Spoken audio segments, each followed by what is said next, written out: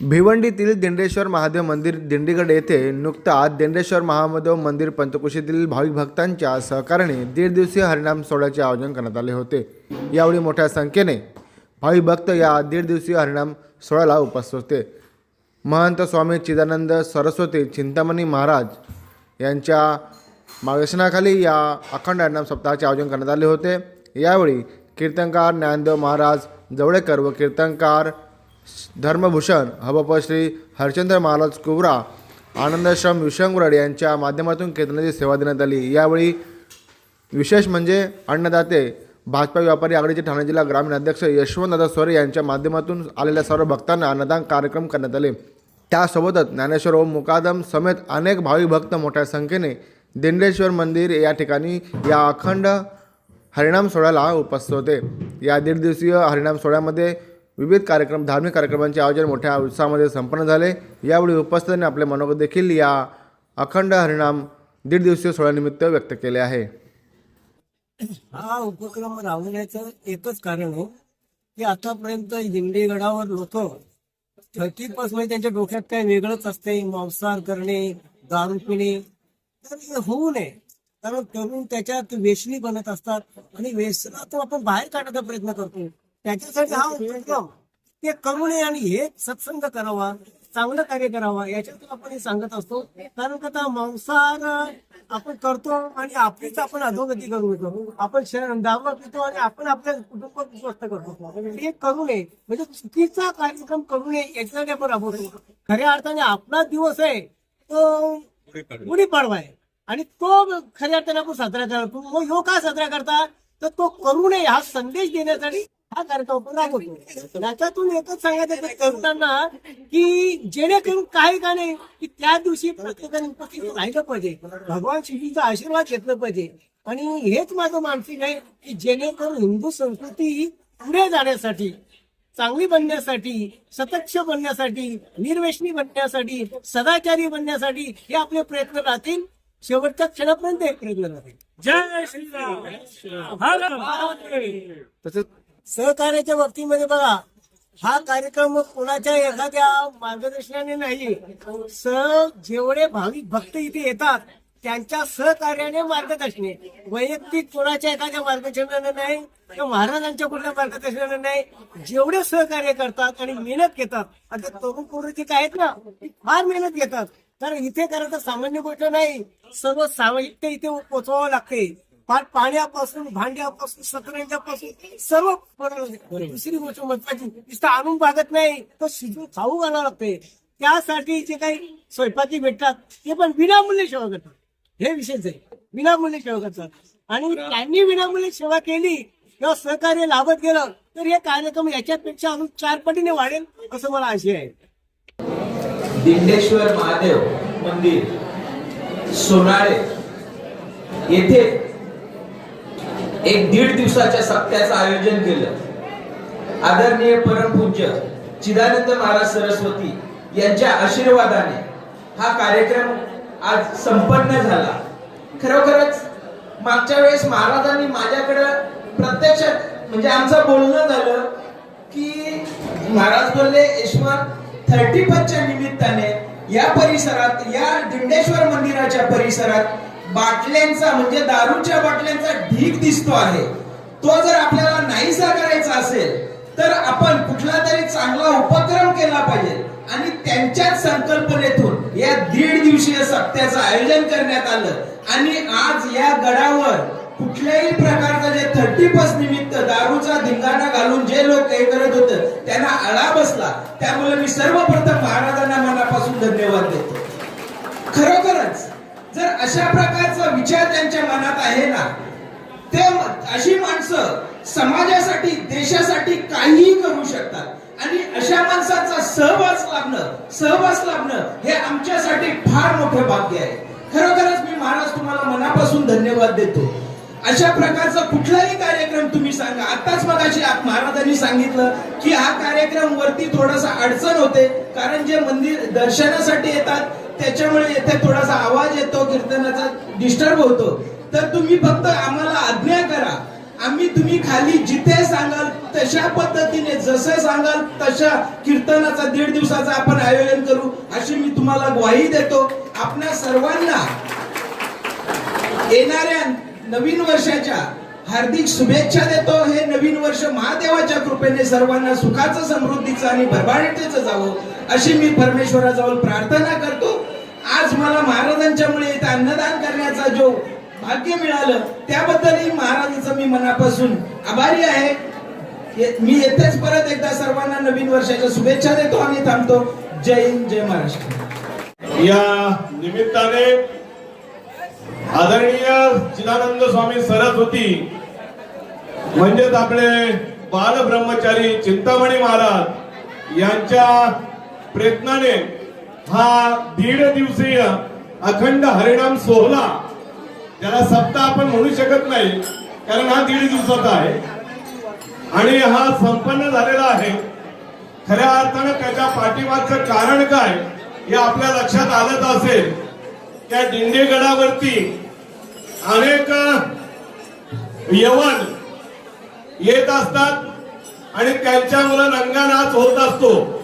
त्या यवनांना येण्यासाठी पायबंद व्हावा आणि आपल्या समाजातील काही बांधव जे 35चं औचित्य साधून कुविचाराकडे वळत आहेत आणि या दिंडीगडावरती जो नको तो विषय होत होता तो विषय टाळण्यासाठी, त्याला पायबंद घालण्यासाठी हा कार्यक्रम आज आपल्या सर्व पंचक्रोशीतील तालुक्यातील संत मंडळी, आपण आलेल्या सर्व भक्तगणांच्या अंतर्गत हा संपन्न होत आहे.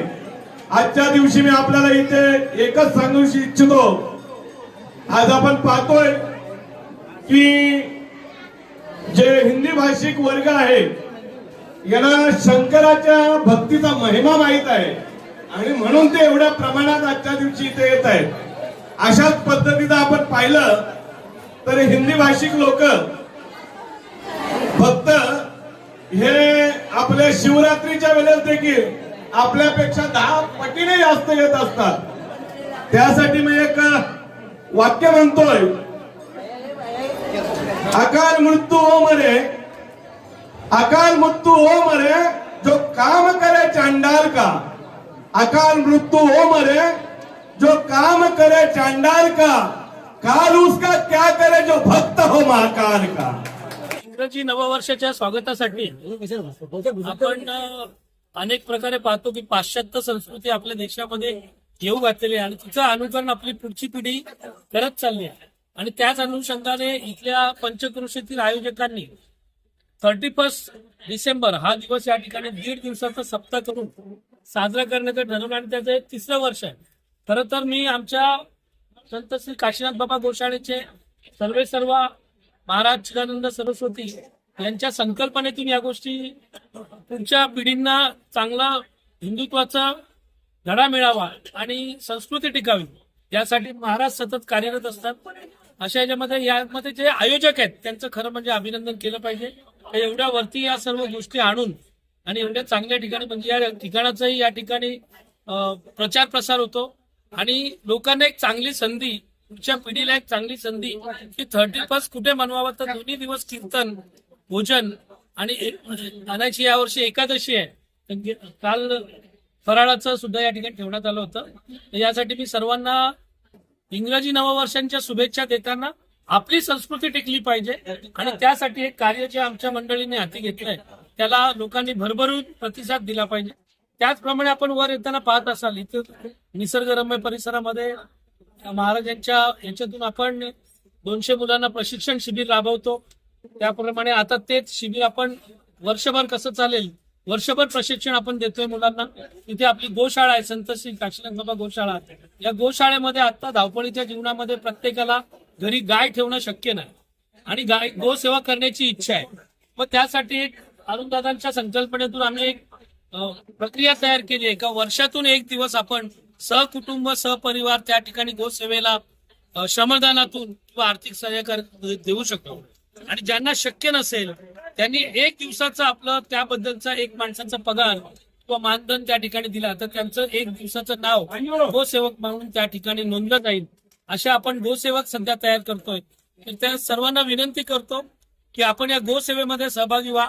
आमचे जे ट्रस्टीचे पीबी मुकादम आहेत, जय श्रीराम आश्रम दिंडीगड गोशाळा आपल्याला माहिती आहे, त्यांच्याशी संपर्क करा, महाराजांशी संपर्क करा, आमच्या व्हॉट्सअप ग्रुपमध्ये सामील व्हा आणि एक दिवसाचं 1,000 रुपये डोनेशन देऊन किंवा एक दिवस आपला कुटुंब त्या ठिकाणी उपस्थिती देऊन आपण एक दिवसाची गोसेवा करा ही विनंती करतो. आणि या दिंडीगडाच्या चरणी प्रार्थना करतो की अशा प्रकारचं चांगलं बुद्धी या आयोजकांना जी दिली आहे, हाच कार्यक्रम वर्ष 3रा आहे, याची वर्ष वाढत जावत आणि हा 30+चा पाश्चात्य संस्कृतीचा कार्यक्रम आपण आपल्या धार्मिक संस्कृतीनुसार हिंदुत्वाच्या याच्यानुसार या ठिकाणी संपन्न करू अशी प्रार्थना करतो आणि थांबतो. जय श्रीराम.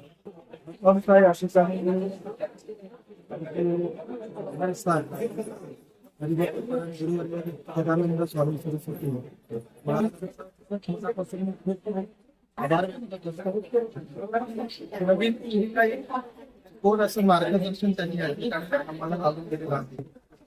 30+ म्हटला की तरुण पिढीच्या डोक्यामध्ये काही वेगळं असतं आणि या पिढीला या परमार्थामध्ये भगवंताच्या या भक्तीमध्ये कसं आकर्षित केलं जाईल याच्याकरता दिंडीगडावर 1.5 दिवसाचा उपक्रम आमच्या महाराजांनी सुरू केला आणि खरंच आम्हाला सुद्धा या ठिकाणी येण्याकरता खूप आनंद वाटतो आहे की असा उपक्रम ठिकाणी घडला पाहिजे की जेणेकरून जी तरुण पिढी आहे जी व्यसनाधीन होत आहे, चुकीच्या मार्गाने मुलं जात आहेत, त्यांना कुठेतरी चांगले संस्कार मिळावे, चांगली संस्कृती आपली टिकावी याच्याकरता महाराजांनी तो उपक्रम या ठिकाणी संपन्न केला.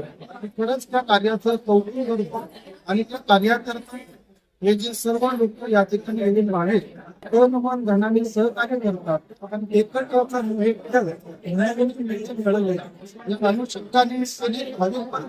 एवढ्या वरती येऊन आणि सरळ हाताने या कार्याकरता मदत करतात की त्यांना सुद्धा खूप खूप धन्यवाद देतो.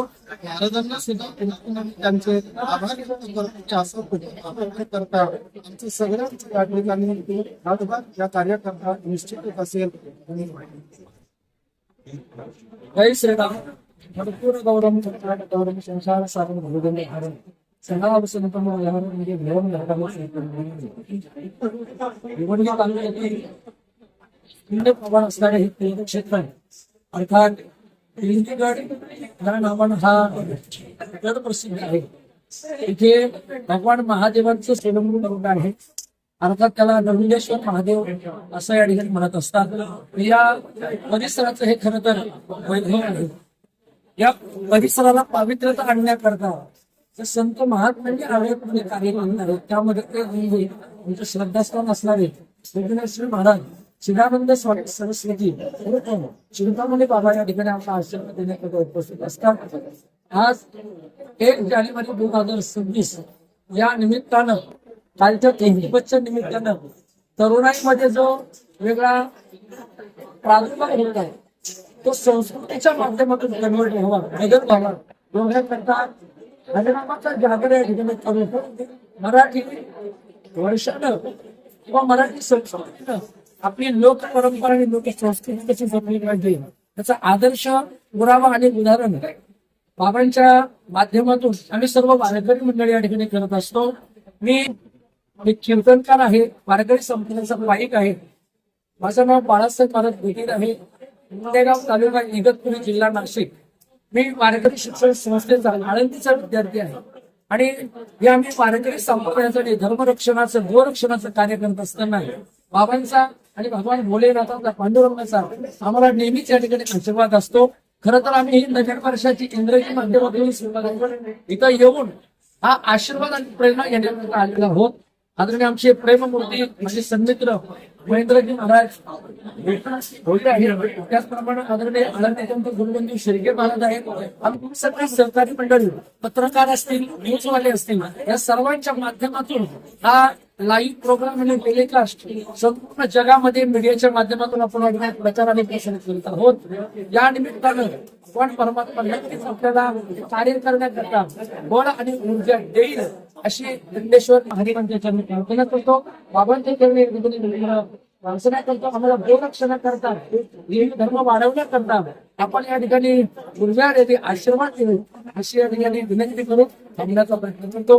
रामकृष्ण हरी. जय श्रीराम.